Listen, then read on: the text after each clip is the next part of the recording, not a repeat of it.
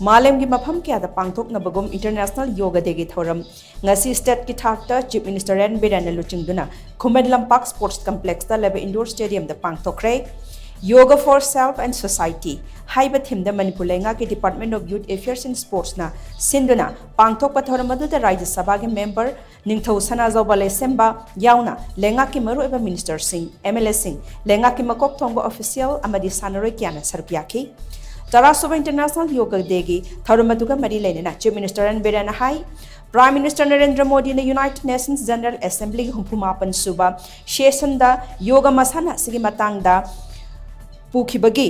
मतुंग इना योगा मसाना असि मसक खंगदुना चही खुदिंग जून 28 असि इंटरनेशनल योगा डे हाइना पांगथोकना यूनाइटेड नेशंस ना लाउथोखिबनी थौरम असि काश्मीर दा हंडकता टेररिस्ट सिंगना अटैक चथरक्तुना लाई खुरंब चटप मियोय क्या हाथखिबा मफम अदुदा प्राइम मिनिस्टर नरेंद्र मोदी यावना थौरम असि पांगथोकली योगा मसाना असि यामना लीरबा चही चा कयादगी मुनिदि सि क्याना पांगथोकतुना लाकपा मसाना अमनी अदुबु ngasidi yoga asि मालेमगी मियामना पामनरक्तुना मसाना असि सानबा हेनगलकली इंटरनेशनल योगा डे की थौरम असिना लाकपदा लमदम असिदा इंग तप्पा तंगदु लैतापा पुरकपा ओइरसनु हाइना माक मखाताखी ngasi थौरम अदुदा चीफ मिनिस्टर रेन बिरेन याउना लेंगा की मरु एबा मिनिस्टर सिंह एमएलए सिंह लेंगा की मकोक थोंबा ऑफिशियल अमदि सानर क्याना योगा की आसन Singh सानदुना demonstration उठखी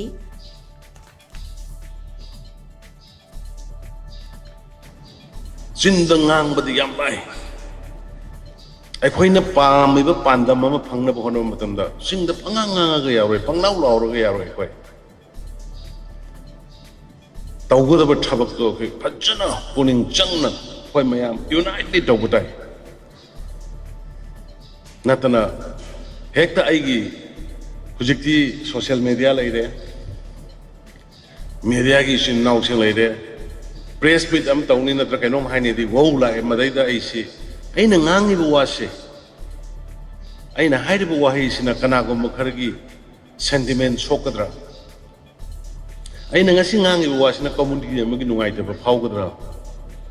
aina ngasi ngangiba wasina ima isa taba yagadra yaroidra tv sidi inung manungda phammaga machin manaw mache masa punna punna mapam sa yengminnaba tv television social media